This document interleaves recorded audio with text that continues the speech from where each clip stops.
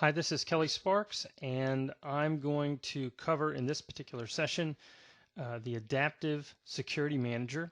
I will provide an introduction, an overview of the product, and do a couple of demonstrations. So let's just jump straight in. First of all, aPersona has a couple of products, and we're going to discuss one of them today, and that's the Adaptive Security Manager. It is a real-time machine-assisted learning, cognitive, behavioral, adaptive, multi-factor authentication platform.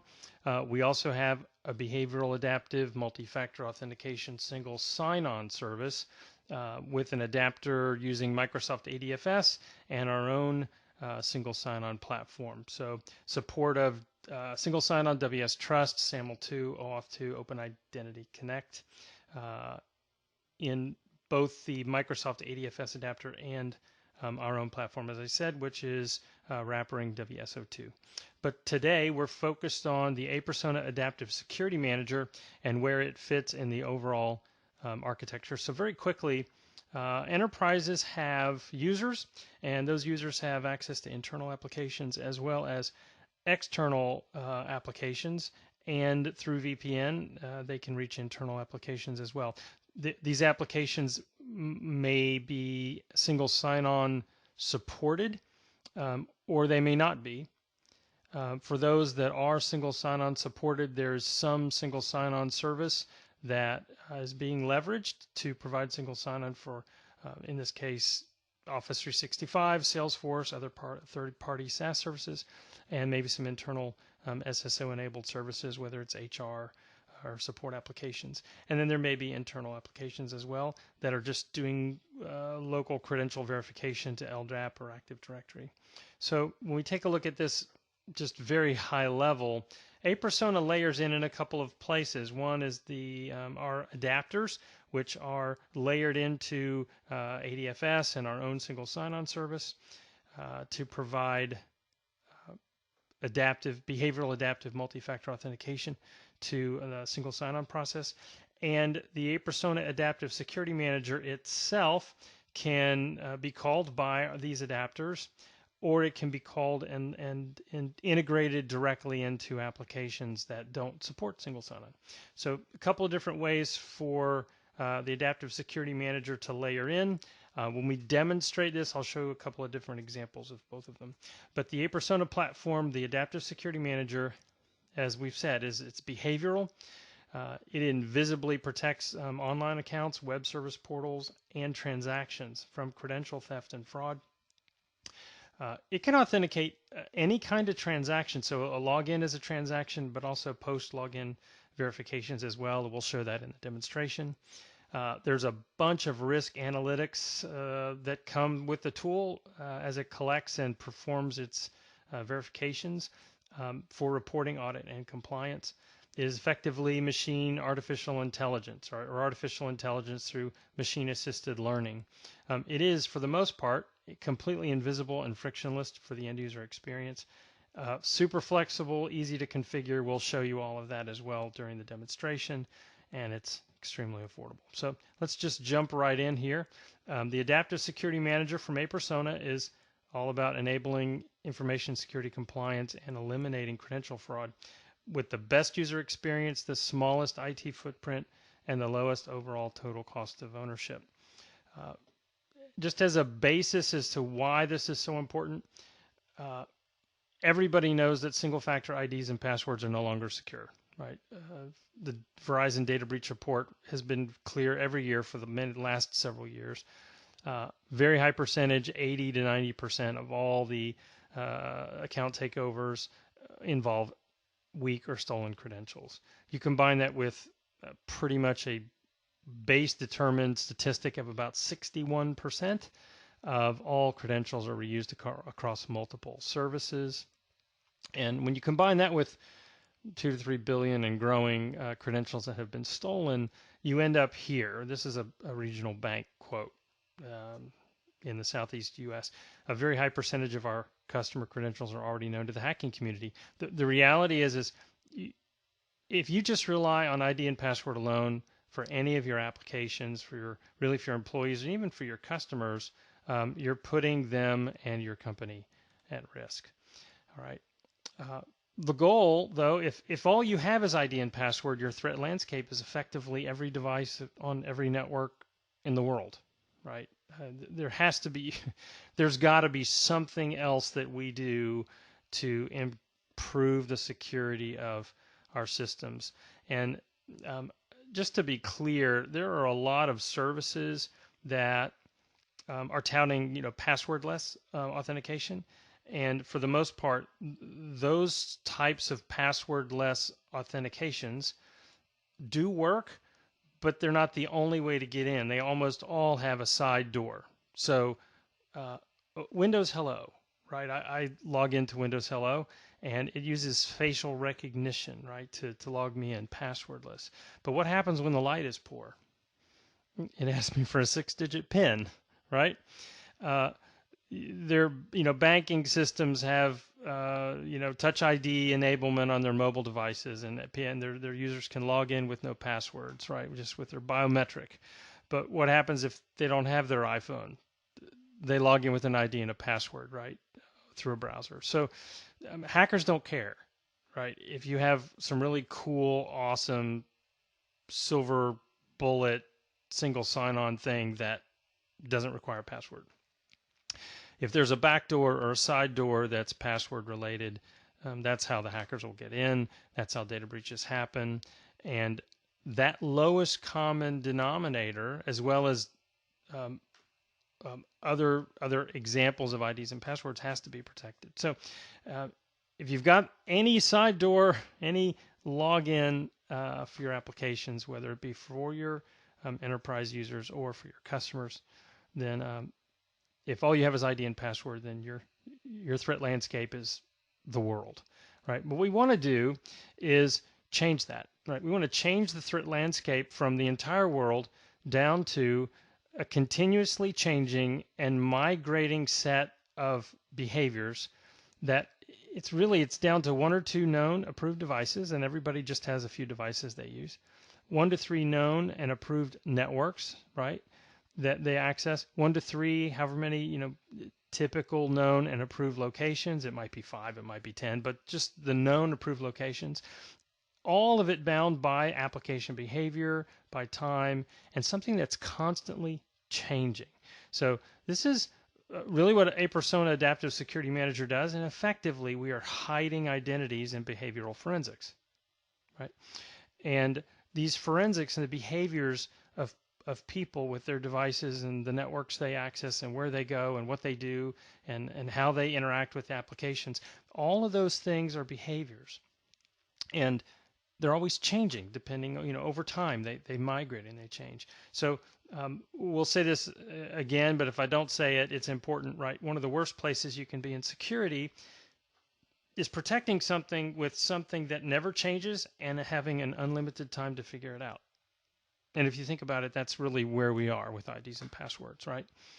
They rarely change, and hackers have forever to figure them out. So, and if there's been a data breach, given the credential reuse, right? If there's a data breach in some other company, you might as well have had a data breach in your company in terms of access, right? So because of credential reuse. So whether your company's had a data breach or not, your credentials are at risk. So we want to shrink both time and the nature of the credentials being static. We want to put both of those on the other side of the equation. With aPersona, we do. Everything's always changing and everything's bound by time. And we'll show you exactly how that works as we move forward with the demo. So inside your company, you have employees, contractors, suppliers, partners, clients, and customers who access various services, whether they're browser-based or mobile applications or what have you. And they log in to these applications and they execute transactions. What aPersona does is we provide documented, enforced, and tracked continuously learning adaptive risk policies. And these policies track all kinds of stuff. And just from a example here, country, what account you're in, your location, the groups you happen to be in, your behaviors, time, what application you're accessing, what transaction you're executing within the application. Are there any active threats coming from where you are right now or where a hacker might be coming from, your devices and what ISP you're connected to. All of these kinds of things are tracked and evaluated basically every time the user runs a transaction. And the aPersona architecture is always learning and adapting, and it's there to protect. It analyzes, detects, responds, verifies, notifies, and reports. So the product itself is reporting on all the factors that it evaluated and how those factors were evaluated and what combinations, the results of the evaluation of all the factors, what actions aPersona ASM took to protect that transaction, and the results of those actions.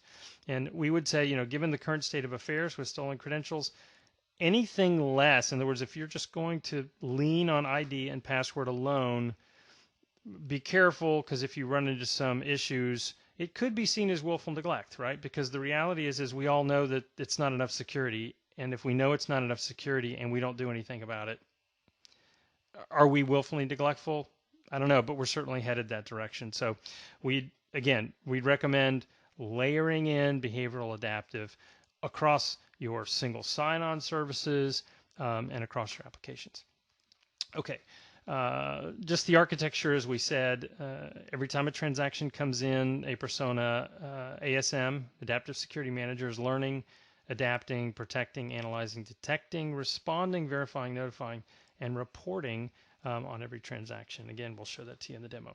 Real quick, at a high level, I call this table stakes. The Adaptive Security Manager, first of all, helps check off boxes. So if you've got specific requirements for authentication, extra layers of authentication, then you can start checking these boxes off, whether it's HIPAA or PCI or CGIS or GDPR in Europe. The product itself is tokenless, so it doesn't require a token. Okay, and I'll say this, and it's an important point. Any product that you bring to bear to try and bolster your security, if it requires the end user, and I say requires, right? In other words, the end user has to do something to make it work. Download a piece of software, or get a key fob and carry it with them, or register anything, carry anything, do anything, right? If the end user has to do anything, as you start trying to move to protect your suppliers and customers and clients, the best you'll ever do at that point, at some point, is, especially with your customers and clients, is opt in, because you can't make them do anything. You may be able to make your suppliers step up, but you can certainly make your employees carry something. But if you've got and want to protect your customers and clients, then anything that requires it, you'll never be able to get it working, basically. It'll be a complete waste of time. You'll spend a lot of money integrating something and no one will use it. So the aPersona's whole system works from beginning to end. You can install it and layer it in completely invisible with all your users. So that's an important point, and that's part of the whole tokenless thing. The architecture is adaptive. We'll talk a bunch about that. And as I said, for the most part, it's user transparent. Users don't see it. It's all under the covers. It is 100% software. You can run aPersona on-premise. We have a bunch of customers that run on-prem. When I say on-prem, it's under their control, whether they're running it in a cloud or Amazon or Azure, whatever. That's their servers. And then we also have our own cloud, and we can run the service as well. So a couple of different options there. The integration is super simple. So for example, if you're a Microsoft ADFS customer, you can install aPersona and then just install our adapter on ADFS, and you can be up and running in no time. The aPersona SSO service, very similarly, if you want to move into SSO, full-blown SSO with behavioral adaptive, we have you covered there. Just installation and configuring your SSO into the service, and all of the integration with aPersona is done. And then for custom applications or applications where you'd want to call aPersona Adaptive Security Manager directly, we have 3 really simple web service APIs, and you can integrate it yourself in a few days. So that's super easy setup. The platform also itself is multi-tenant. So we have service providers that are installing aPersona and they're reselling it to their customers, and you can certainly do that. You can run a whole cloud service with our technology just like we can. And as I said, it's the lowest total cost of ownership for any adaptive service on the market.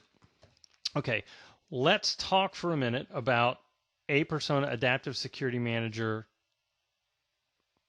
security policies.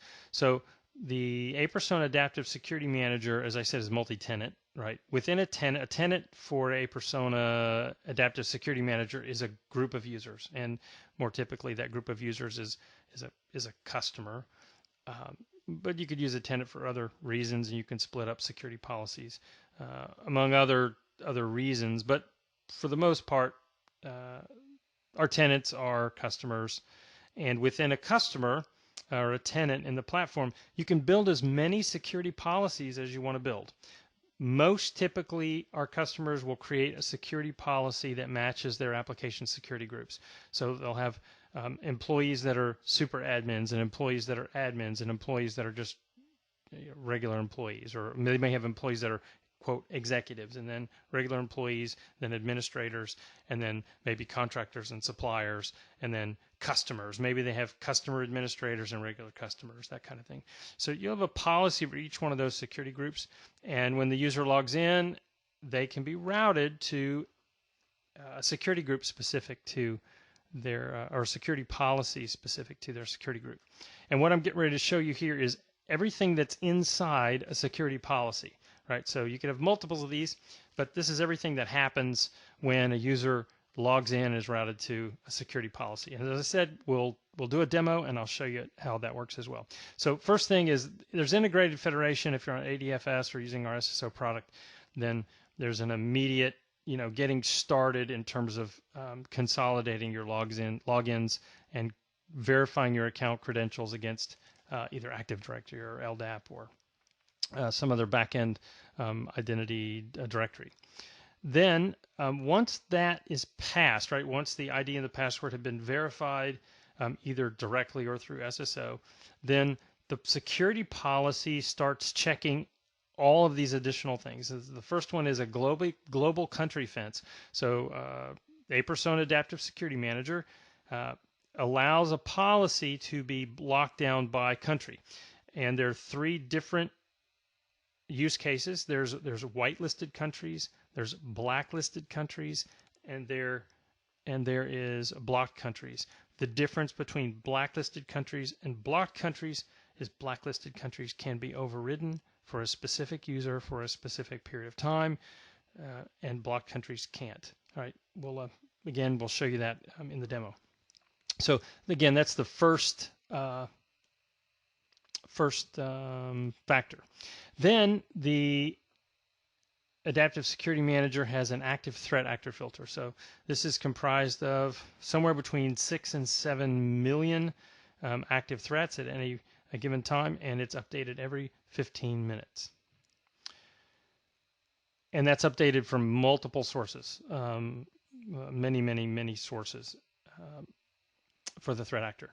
Then the product looks at something the user has, so it interrogates the user's device, whether it's a mobile or a browser, and it takes those factors associated with their device, and on the browser, this is easily 100 to 200 factors in and of itself. It is also constantly changing. It migrates over time as changes are made to the operating system or browser updates. We interrogate the user's device, and we pull that into our platform and examine it. And then the platform itself will generate a one-time transaction token or key, and it will push that back out to the device and look for that to come back the very next time a transaction is executed under that policy. And it's effectively like changing your password every time you log in. Then the platform also looks at the specific location or IP address of the user, and that is either internal or external networks. And then we also look at the ISP subnet geolocation of the user around the world, or if you're inside a company or organization on private networks, if you move around the different subnets, we'll see that as a geolocation change. Then a policy has the ability to perform user application behavior, cognitive application behavior evaluations. And this particular element of a policy is completely application agnostic and transaction agnostic. So a single adaptive security manager policy can track multiple behaviors, dozens of behaviors if you want, within a single application, and do multiple applications, each with a dozen different behaviors. So it will track all the behaviors across any number of applications by user within the policy. Right. So we'll show you that again in the demo, but it's super easy to use. It can be either extremely granular or generic depending on the risk of the transaction. So we'll show you that as well. And then everything is bound by time, right? So the factors, everything that we're evaluating here, that doesn't live forever. And in fact, as new information is pulled into the platform, we are overriding and updating the old stuff. So it's effectively kind of a constantly moving set of behaviors, right? And it has a start time and an end of life, a time to live, if you will. Then there's a specific override. So you can set a policy to be a certain level. We have 7 different levels. The policy itself can have a level. You can override a user to a higher level with a higher level of tracking or verification for the policy. You can also, at the application layer, you can send in an even a third override on the level if you'd like. And aPersona will take the highest level that it sees and use that for the verification. So anyway, we've got overrides for specific users. And then the transaction risk level is effectively of all these locks, all these different factors that we have, which combinations, in what order do we need to see that are still valid in order to feel comfortable to let the transaction continue. And then the policy performs essentially a pass-fail. Given the level of the policy and the risk level that we've selected, or the override or the application override, do we have enough to allow the transaction to continue? And if needed, we'll challenge the user with a one-time passcode. Otherwise, the user invisibly just goes straight into the application and or executes the transaction. And again, when we do the demo, I'll show you that. Okay, so what it looks like. Everybody has a few devices and they access web services and run transactions. And this is sort of our way of showing this is a constantly moving set of behavioral forensics, right? They start and then they fall off. And from a hacking perspective, this is quite a dynamic world. Nothing is static, and there is no single key to the kingdom, right? So very strong, very powerful, and at the same time, as we've said, invisible. Okay, so we've said aPersona is multi-tenant, and within a tenant, you can have as many policies as you want, and each policy can be in any one of these modes at any given time. So let's just walk through these quickly. First of all, when you set up an aPersona tenant, it has invisible, proactive, adaptive multi-factor registration. So it's completely passive to the end user. You can automatically register users to be invisibly enrolled in multi-factor, and they don't have to do anything, right? There's no registration they have to do. It can just be turned on, and we will automatically just roll people straight into it. Now, as you're registering users, when you first put the product in, it doesn't know anything, so you can take it through, and this is extremely important for many employee-based applications as well as certainly customer and client-facing. We can take it through the policy through a predictive monitoring mode. Right, so this predictive monitoring mode says, I've got my policy, I have it set up and tuned the way I want it, I'm pretty sure, but let me know if you would have challenged the user and when and how, but don't actually challenge the user, right? So I've got an opportunity to say, here's my policy from a security perspective, and here's the percentage of challenges that we're ending up with within these transactions or these applications, and are we okay with that before we move on to the next level? The next level is invisible preemptive learning, which is just sort of one layer in between the monitoring mode and invisible protection mode, and it basically says, all right, we're all set with it now. Let's give everybody 5, 10, 20 more transactions or some limited period of time to gracefully move them into invisible protection mode. So you can set that up, and it's really easy, just a couple of clicks. And then the invisible protection mode is effectively then active and protecting the transactions. Everything with all of the risk analytics and reporting from all these different modes, everything is reported and graphed, and we'll show this to you in the demo as well, for audit and compliance data use. Okay, so let's take an example.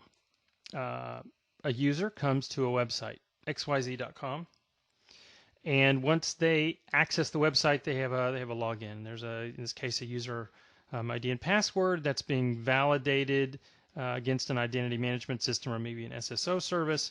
And once the user logs in, they can do things. They have, depending on their authorizations, they can run administration transactions, service management transactions, or payment services transactions.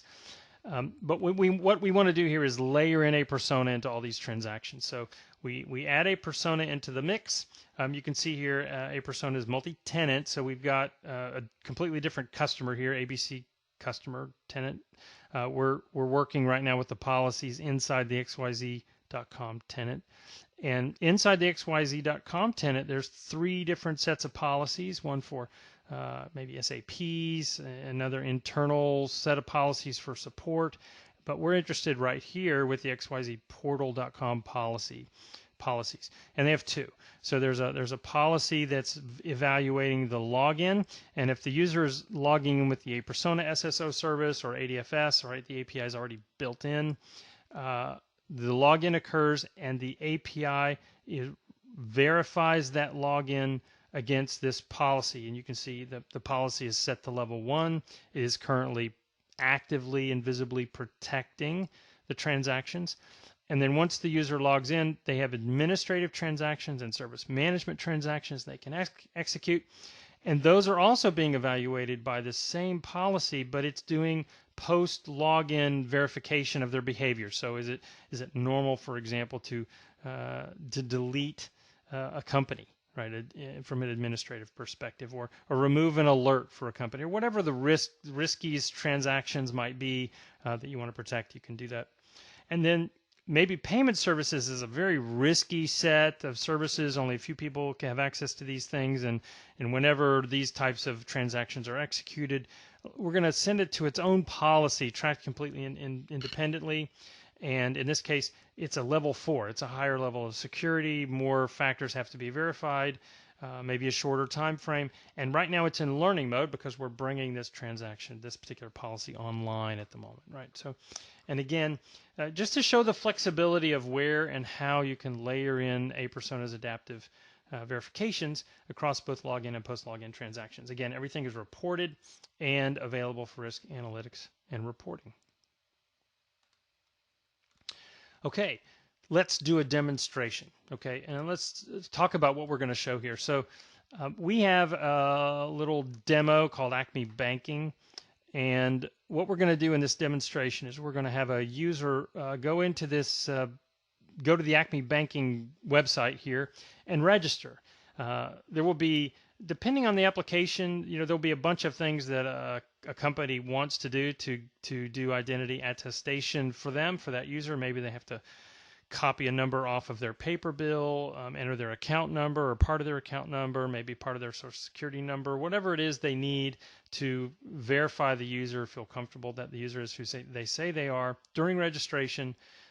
What we're going to show is we're going to do a registration, and invisibly aPersona, because identity attestation is already happening within the application, we're going to invisibly register that user with aPersona, right? So then once that registration is done, again, completely invisible verification on the aPersona side for that user, then we're going to come right back to that application and we're going to log in. And you'll see that when the user logs in, their login is invisible because all of their forensics were verified during registration, and so their login is invisible. Then we're going to do a high-risk transaction. We're going to wire $25,000 to someone, and you'll find that aPersona, from a post-login perspective, is going to say that is a behavior that we haven't seen before. And so we're going to want to verify that. So aPersona will challenge the user. We'll get that verified, and then we'll come back and do another similar wire transaction to the same person, and you'll see that that transaction behavior is now allowed. Right?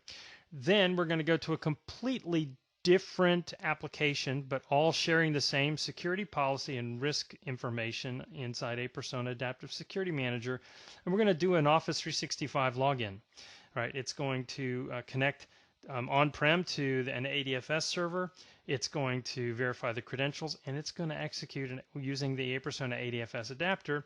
It's going to verify the user's forensics against aPersona, against that same policy. And you'll see that the user is able to log into Office 365 completely unimpeded as well. And then we'll come back and we can show you some of the back end and what's happening and the policies. We can change country filters around and block some logins and stuff like that too. So with that, let's go ahead and just jump in and let's do the demo. Okay, so we have this Acme banking application, and the first thing I'm going to do as a customer is click sign up, and I'm going to register as AP Demo will be my username. Put in my password here again, and then my first name will be AP, last name Demo, my email address apdemo@apersonadev.com. Let's put in my phone number, and we'll select voice as my primary multi-factor authentication preference, and put in code there, and then click sign up. And at this point, I have been registered into the banking system, but at the same time, I was verified with aPersona.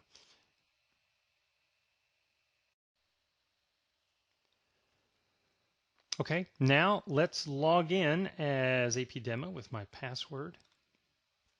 And you'll see that that transaction was completely invisible to me. I was verified with aPersona, and I was able to log in. And I can log in and log out all day long here, and my forensics are being checked every time I log in, right, against aPersona, against that policy, right? So now that we've shown that invisible registration, invisible verification on the login, let's perform a post-login sort of risky transaction here. So we're going to transfer $25,000, and let's send it to Wells Fargo with this account, this routing number, this account to ABC Corp. Right. And if you remember, I said voice was my primary mode for approvals. Let's see what happens. So you can see here that I'm being called. You'll notice this is transaction aware as well. Please verify. You are wiring funds to ABC Corp at Wells Fargo. Your ID code is 7362.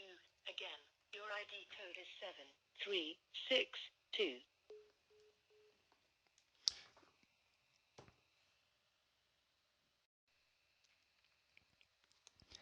So you saw a couple of things there. One, I was challenged because this is a new behavior for me, post-login, high-risky transaction, obviously. It called me. That was my preference. I could have resent the code to SMS or resent it to my email as well. In fact, I can do that if you want. Just in this particular application, it allows that. I could say, hey, just send me an SMS as well to get the code. But you'll also notice that the transaction itself was transaction aware. So it wasn't just a one-time passcode. It was a one-time passcode with specifics about the transaction that I'm wiring funds to Wells Fargo, right? So I can confirm that transaction, and then once that's confirmed as a behavior, let's go back and do another one. So this time we'll go in and we'll use the same account. Let's do 27,000. So very similar, but not exact. We'll send it, but we're going to send it to the same person, right? and let's try this particular one. And this particular transaction is approved because aPersona saw that behaviorally the same, right? So there you go. Now, I can still log out and log back in, and I can perform another transfer if I want to, if it's similar in behavior. And that shows the invisible registration, invisible login, and then invisible behavior post-login transactions. Now, let's take the same user, same email address, and let's try to log into Office 365. So we're going to log into Office 365. It's forward to ADFS. And look at that. I had previously logged in, and it verified me and said, yes, you can access Office 365. So single sign-on service, great, all set up, no challenge. If I sign out, and we can sign in again. Let's do that. So let's sign in again, same user. I did sign out, so I need to verify my credentials. And again, aPersona verifies, everything's good, redirect to the portal, all invisible, right? So let's take a look at what's going on behind the scenes now in the aPersona Adaptive Security Manager and everything that's happened as I've been running these particular applications. So we are going to log into the Adaptive Security Manager, and I have it set up here with just a single tenant here called AP Demos. And this isn't meant to be a full-blown training session on Adaptive Security Manager. We have some other videos for that. But we're just going to highlight some of the capabilities and features here at a high level, and then we'll go into more detail in other training sessions. When you log into aPersona, you select your tenant. There's a bunch of settings here in terms of you have a license key and how many users that you can support with that tenant. And each tenant has its own settings to reach out to email if you want to send an email one-time passcode to users. And we also have a fully integrated API with Twilio, so you can use Twilio for voice and SMS and reach really any country in the world. You can, if you've got multiple numbers in multiple countries, we support all the different countries around the world if you want to get reach them with voice or SMS one-time passcodes. And then all the real magic happens within these security policies. So I have here multiple security policies. There's an administrative policy for this Acme banking application, and then there's another policy for the non-administrative Acme banking customers and Office 365 users. Let's take a look at that policy because this is the policy that I used in the demonstration. So we'll just click View and Edit. And the first thing you'll notice, it has a name, service name. This particular service is locked down by various IP addresses. It will only accept transactions from these specific IP addresses. And then there's an API security policy key, and this is the policy that was set up within the applications and to use to send transactions to this specific policy. Right now, the country filtering is on, but it's set to approve all countries. So we can effectively blacklist all the countries and then just come down here. I happen to be in the United States and whitelist United States as an example and click Save. And if I come over here and log out and log back in, I'm in the United States, so that's not going to be a problem.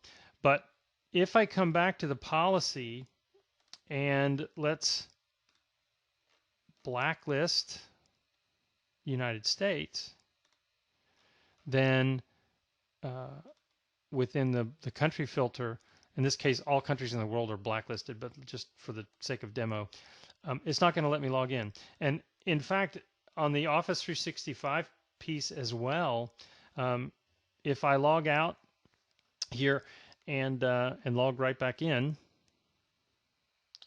you will see that I'm also not permitted because I'm out of country, right? So we'll switch that back for the next demo here.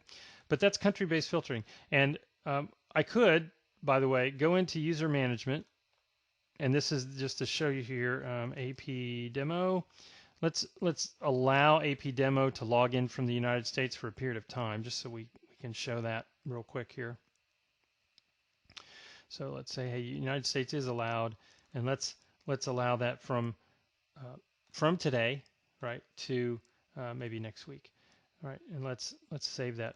So APDemos now has an override, right, and because the United States is blacklisted, but it's not blocked, so because of that, I can now log in, right, and I can log in with both of these. So boom. Again, so I've got an override for that specific user. All right, so that was just a quick user management element. So let's go back to the policy and keep looking. At the moment, I'll make the United States back whitelisted again, and let's just look. The active threat actor filter, it's just on. There's really nothing to do other than turn it on if you want to verify against our threat database. And then the default behavior is to evaluate, do invisible verification of the transaction. This is that learning that I was talking about, giving some user invisible learning. Let's say, we want to let this policy learn until the 28th of this month, and let's give everybody 10 more transactions, whichever one ends first, then we'll start slowly migrating on users to the invisible active forensic mode. The policy itself, here's all those locks. So we have 7 different levels, and basically this is level 1 to 7. They get progressively harder to pass, and there's a device key, NAT IP, the one-time transaction token, and ISP-GEO, and we look at these in different combinations. We are constantly updating and stair-stepping between all of these logical ands and ors to verify the user from one vector or another. If you want to set a policy to challenge every single time, you can do that with a level 7. All right, we have mobile, native, as well as browser. There are a few other masks here. We won't go into those details at the moment. That's in it for another training session. This particular policy, because it's doing post login verifications, in order to enable this policy for cognitive application behavior, all I had to do is come here and check these 2 boxes and pick these 2 drop downs and logically connect these 2 behaviors, or logically OR them or AND them, and logically OR or AND the behaviors with the forensics above. And that's it. That's all I have to do. And from a time to live perspective, all of the forensics tied to the policy here are learned by device and auto trimmed. So this auto learning time to live is basically saying the very first time we see a transaction within this policy, we'll set the time to live of the forensics to 120 days. Within that 120 days, we'll constantly be updating it, so it still will change, but every time we change, if we don't have a change, it'll last for 120 days. If you continue to log in, the time will shrink if you keep logging in inside that 120 days, all the way down to, for example, let's say you have a laptop you use every day. Use the laptop every single day. That laptop will asymptotically, all of the forensics tied to the behaviors of that device for that user against this policy will be 7 days, 5 plus a 2-day grace period. If you have a home computer and maybe use it once a month, right, once every 30 days, then the home computer time to live for the forensics tied to that device for that user within this policy will be 32 days, right? So 30 down to 2. So you can also set the policy time to live to be a fixed time amount.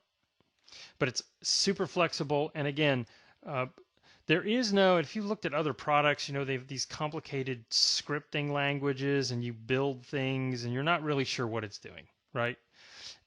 This is very straightforward. You just point and click your way into protection. All right. Now, if we challenge a user, how many digits do you want to send? You can send 4 to 8, the typical 6.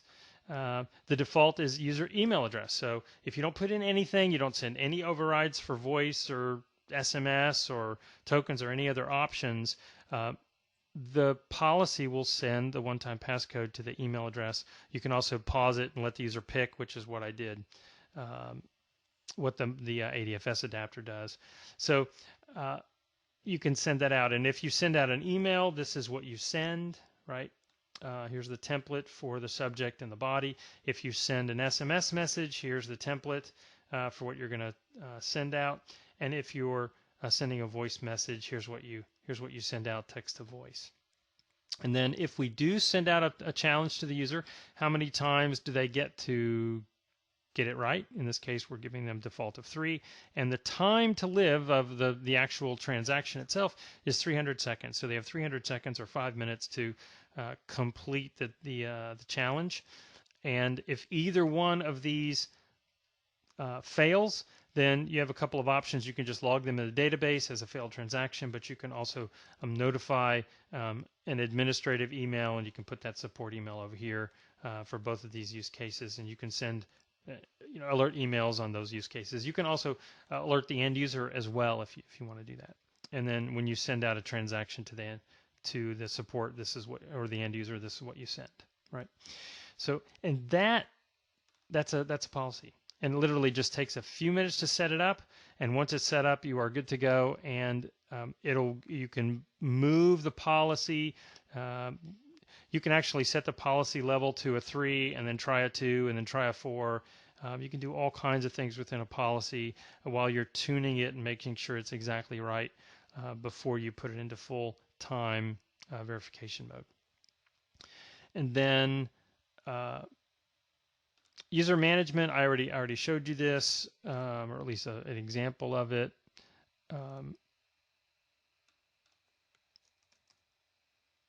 But within the user management here, this is where you can set an override for the user. So I think the policy, I left it at a level 2, but you could say at level 4, right? So everybody else gets a level 2 because that's what the policy is set at, but this particular user, because of who they are, any policy that they hit within the tenant, they're going to be at a level 4 just because of who they are, right?